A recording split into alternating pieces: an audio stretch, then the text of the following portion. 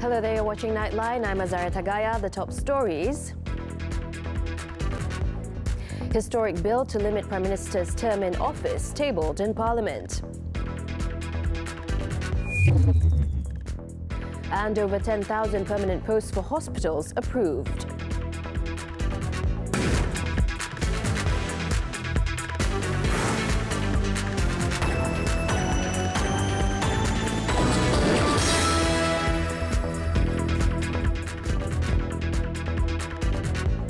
Good morning. Minister in the Prime Minister's Department, Datuk Liew Vui Keong, on Tuesday tabled a bill to amend the federal constitution and introduce a term limit on the post of the Prime Minister. The move to limit the terms of the office bearers is aimed at curbing the consolidation of power in a single leader. The Constitution Amendment Bill 2019 was the first item in Tuesday's order paper. Bacaan kedua dan ketiga pada hari mesyuarat pertama penggal ketiga Parlimen ke-14 2020. The idea was first announced by Pakatan Harapan when it launched its 201-page election manifesto on March 8th last year. Nombor 2 2019. When asked to comment on the bill, Prime Minister Tun Dr. Mahathir Mohamad said he supported the move, adding that it is one of the measures to enhance integrity. I am 94 years old. You want me to be Prime Minister at 100? And 4. On October 18th this year, Tun Dr. Mahathir, in his mid-term review speech on the 11th Malaysian Plan in the Dewan Rakyat, had announced that the office of the Prime Minister and Chief Minister will be limited to 2 terms.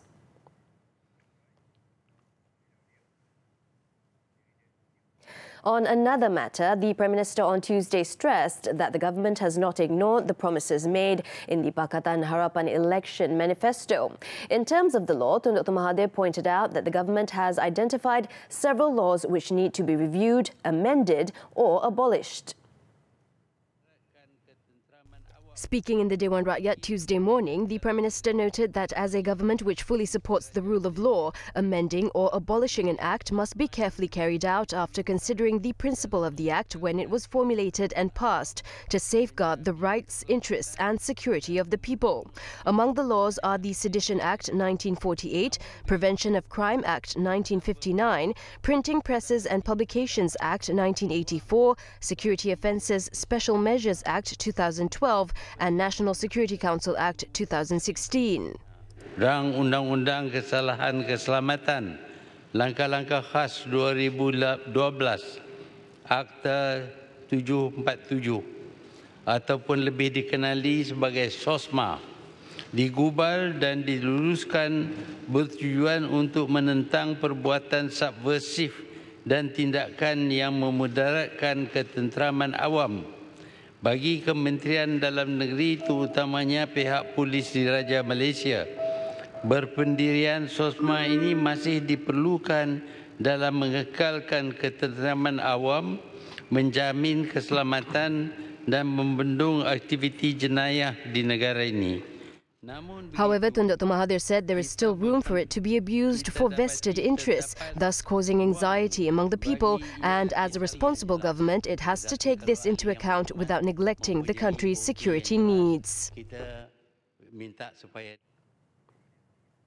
The electricity tariff in Peninsular Malaysia for domestic consumers will be maintained, while the surcharge for commercial and industrial users will be reduced effective January 1st until June 30th next year.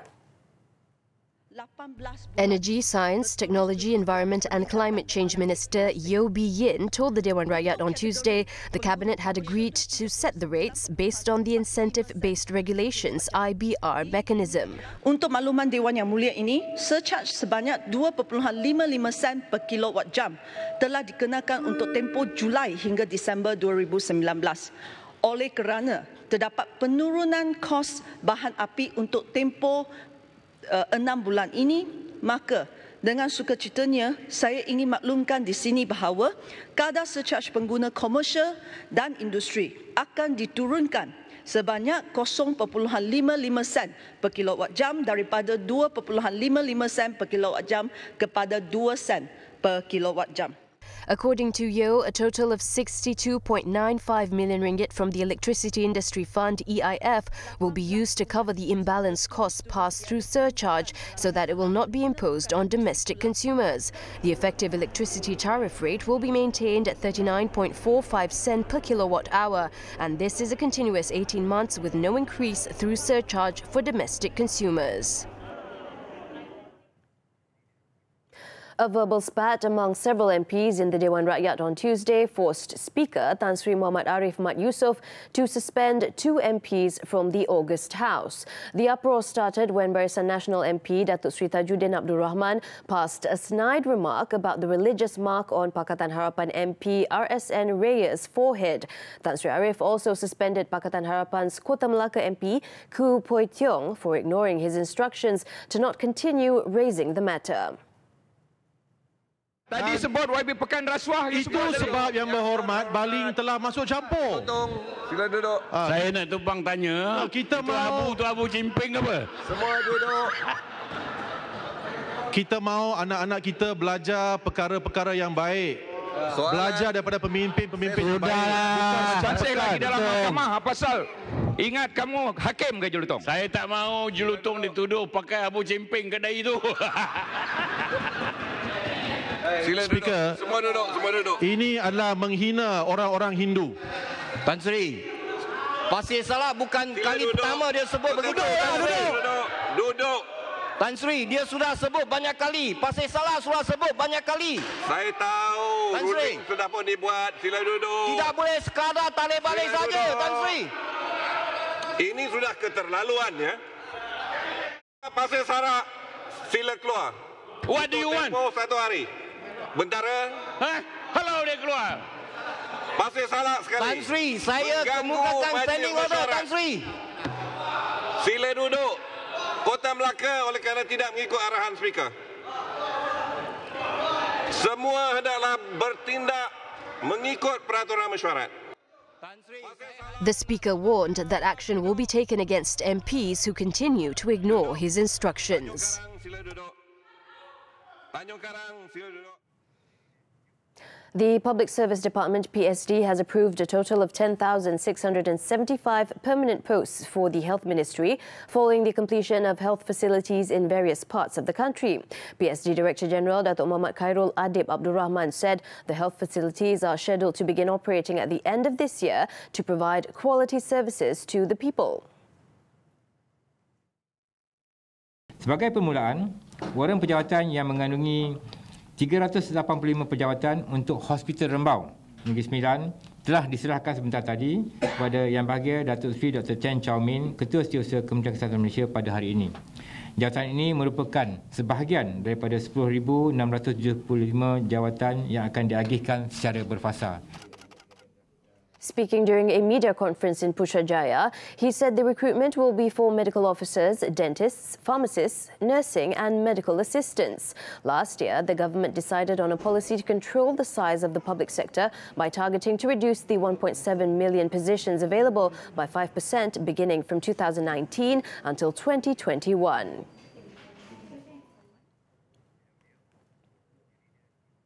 The number of flood victims in Kelantan rose to 13,080, involving 4,670 families Tuesday evening, compared to 12,468 evacuees from 4,341 families in the afternoon. According to the Info Bencana JKM application, Pasir Mas recorded the highest number of evacuees with 8,641 people who are being housed at 29 temporary relief centres, followed by Tumpat with 1,856 victims at 6 relief centres. Pasir Puteh recorded 826 evacuees at 8 relief centres, while in Kuala Krai, 653 people were placed at 8 centres. In Kota Baru, 616 evacuees were housed at 4 relief centres. 348 victims were taking shelter at 7 relief centres in Tanah Merah, while 140 people were being accommodated at 3 relief centres in Machang. Water levels in most Most major rivers in Kelantan are showing a downward trend due to the good weather since Tuesday morning. No closure of major roads was reported, and the floods have so far claimed 2 lives.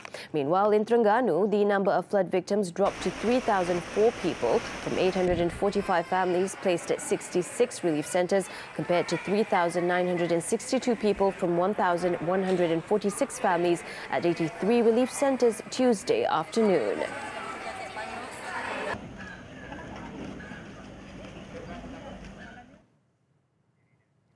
Meanwhile, the government said it is willing to consider flood mitigation measures in Kelantan and Terengganu, although it requires a large allocation. Deputy Prime Minister Datuk Seri Dr. Wan Azizah Wan Ismail said it is time for the government to take initiatives to ensure the same thing does not recur, and a detailed study would be carried out taking into account various factors, including the terrain and the environment. Bagaimana kita melihat bukan saja setakat ini sebab ini menjadi masalah mungkin tahunan. Kita fikirkan bagaimana tebatan banjir yang kita nak tangani bersama. Satu approach yang holistik supaya kita dapat tangani bukan saja di Rantau Panjang, Pasir Mas, Tumpat, tapi yang lain-lain lah. Jadi kita melihat bagaimana prioritinya kita mengambil kira.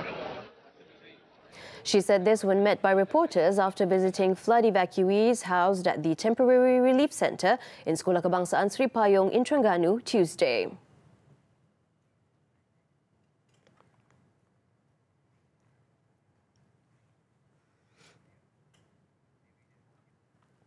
Parti Keadilan Rakyat (PKR) has warned members against holding a separate session of the Party National Congress, or disciplinary action will be taken against them. PKR Communications Director Fahmi Fazil, who issued the warning on Tuesday, said there will only be one party congress, which is considered valid under the Constitution. Banyak yang boleh diusahakan oleh parti, termasuklah tindakan disiplin. Dan bagi saya mungkin peringatan terakhir, saya harap semua anggota sedar tentang aspek tata etika dan disiplin. Dan walaupun keadilan ni sebuah parti yang rencam dan memang penuh dinamika, tetapi kita perlu menonjolkan satu sisip yang diharapkan oleh rakyat sebagai parti terbesar dalam blok pemerintah. The Lembah Pantai MP was speaking to reporters during a visit to the Kampung Kerinci People's Housing Project. According to Fahmi, members should strive towards strengthening the party, which is the largest party in the government. He made the remarks in response to reports in social media claiming that a group of disgruntled members is planning to hold a separate session at a luxury hotel in the capital this weekend. The Party National Congress will be held in Malacca this weekend. Lead Defence Counsel Tan Sri Muhammad Shafi'i Abdullah, in his opening statement in Datuk Sri Muhammad Najib Tun Razak's trial involving SRC International Sendirian Berhad SRC funds, told the Kuala Lumpur High Court on Tuesday that the defence will prove that the former Prime Minister was not involved in any corrupt arrangements and did not solicit any bribe from any person. Instead, Datuk Sri Najib had been misrepresented about the transactions and actual balances in his accounts, which were manipulated by third parties without his knowledge and approval. Tan Sri Shafi'i said the manner in which cheques were issued from Datuk Sri Najib's account versus the actual balances of these said accounts leaned in favour of a clear inference that the former Prime Minister was not being accurately told of the real balances in the accounts. The defence contended that the evidence as a whole did not support the inference that 42 million ringgit was gratification which Datuk Sri Najib was paid either by himself or through any other party as part of a corrupt arrangement. Tan Sri Shafi'i also added that the former Prime Minister did not lodge a police report or raise complaints about the transactions in his accounts due to the fact that the matter was already at the stage of being investigated by the authorities.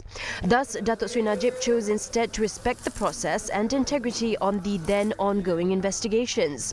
The lawyer said the defence would present evidence to establish that, among others, Datuk Sri Najib did not misuse his office, did not have interests in SRC International, was never an agent or director of SRC International, and did not misappropriate the funds either directly or indirectly. The hearing continues with Datuk Sri Najib taking the stand as the defence first witness. Now on to the Akal Budi Foundation trial. The Kuala Lumpur High Court on Tuesday heard that Datuk Sri Ahmad Zahid Hamidi and his wife Datin Sri Hamidah Khamis had a spectacular list of 20 cars and motorcycles registered in their names, with 18 of them being luxury vehicles. Testifying for the prosecution in the former Deputy Prime Minister's corruption trial, Road Transport Department Senior Officer Zaharuddin Zainuddin revealed an extensive record of several luxury brands and models ranging from Toyota Velfire to Harley-Davidson and one Mercedes-Benz. He also disclosed that almost all of the vehicles listed bore the plate number 38 and were mostly registered in Datuk Sri Zahid's name. All in, the annual road tax for all 20 vehicles combined totaled 35,726 ringgit and 80 cents. The witness also confirmed that all 20 vehicles listed were privately owned, adding that all the information on the vehicles were up to date when they were printed out. Datuk Sri Zahid is facing 47 charges of criminal breach of trust involving millions of funds from Yayasan Akal Budi, as well as bribery and money laundering in relation to millions of ringgit. The trial before Judge Colin Lawrence Sequeira continues Wednesday.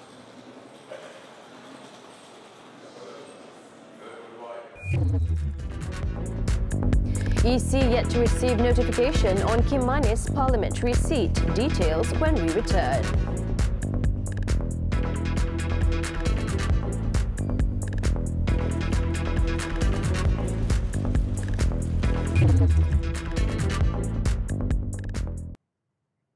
Nightline continues. The Election Commission EC has yet to receive an official notification from the Federal Court on its decision to uphold the decision of the Election Court, which declared the Kim Manis parliamentary constituency election null and void. EC Chairman Azhar Azizan Harun said the court had 14 days in which to issue the notification to them. Kita sedang menunggu pemberitahuan daripada pihak mahkamah. Dan setelah kita terima pemberitahuan itu, kita mempunyai masa, kita mesti mengadakan mesyuarat sekurang-kurangnya 4 hari selepas pemberitahuan tersebut, ataupun maksimumnya 10 hari. He was speaking after an engagement session with Sabah political parties and NGOs in Kota Kinabalu on Tuesday. The Kim Manis seat was vacated after the Federal Court on Monday decided to uphold the August 16th decision of the Election Court to declare the victory by its incumbent Datuk Sri Anifah Aman in the 14th general election null and void. Datuk Sri Anifah had won the seat with a 156-vote majority in a three-cornered fight.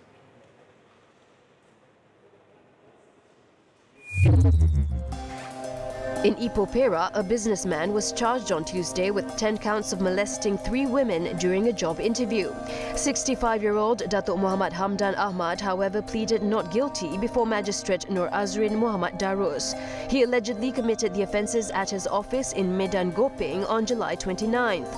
Under the Penal Code, the businessman is now facing up to 10 years in jail, a fine or whipping.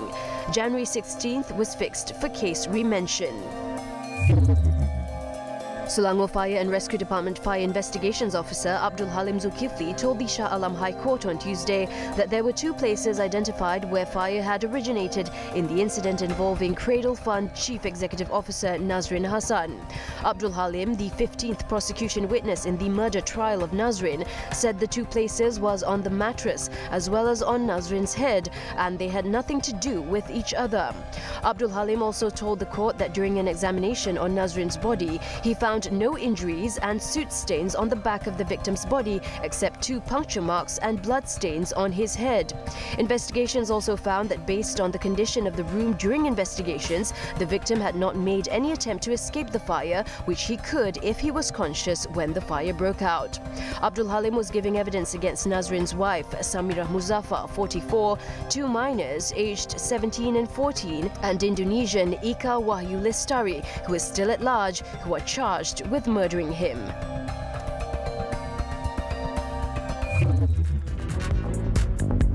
Still to come, Typhoon Kamuri kills at least 4.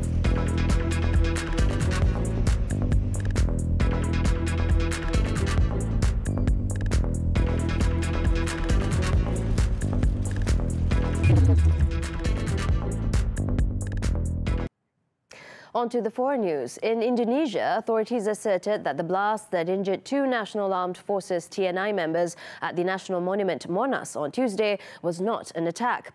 According to a spokesman for the Jakarta Military Command, the explosion was allegedly caused by a smoke grenade. The smoke grenade, which origins are still being investigated, was found in a plastic bag by the 2 victims while they were jogging in the area of Monas. The grenade then suddenly exploded as the plastic bag was picked up by the victims, injuring one of the soldiers on his right and left arms, while the other suffered injuries to his thigh. The 2 victims have been taken to the Gatot Subroto Army Hospital for treatment and were in stable condition.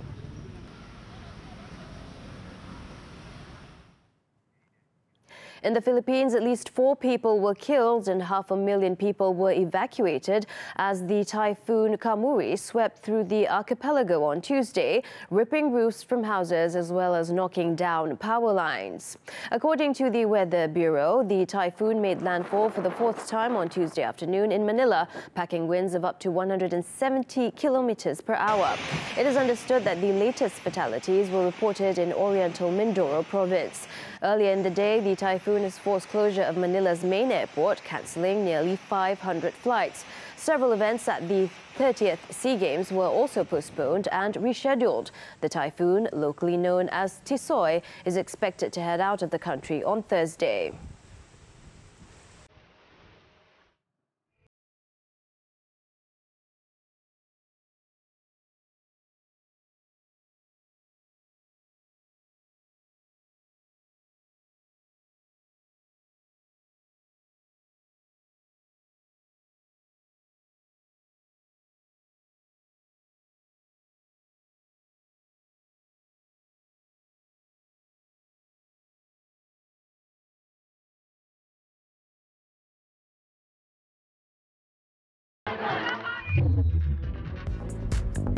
SEA Games, Malaysia bags another 7 gold medals. Sports after this breather.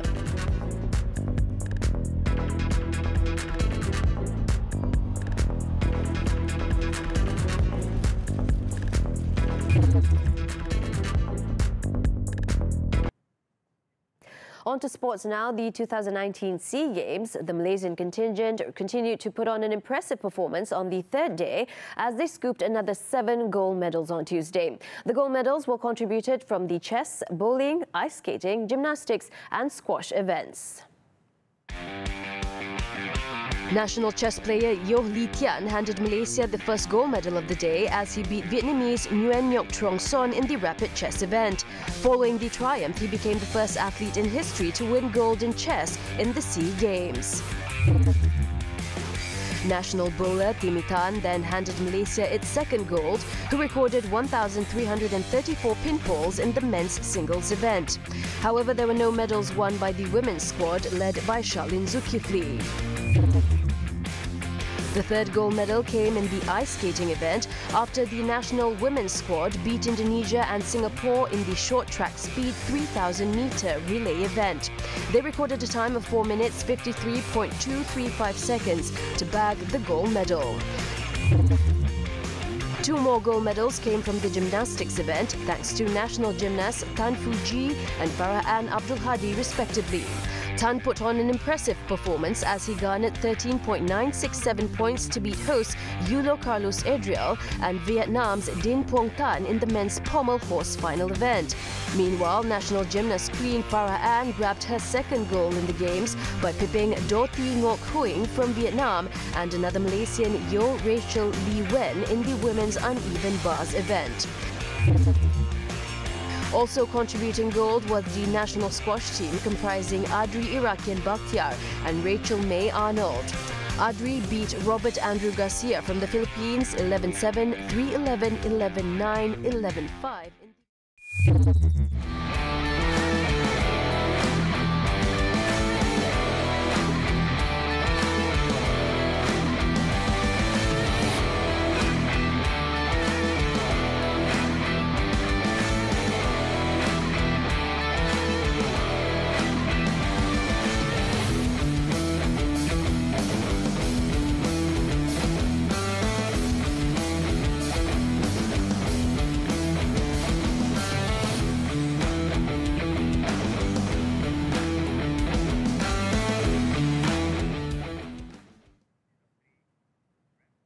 And that item wraps up Nightline this time around.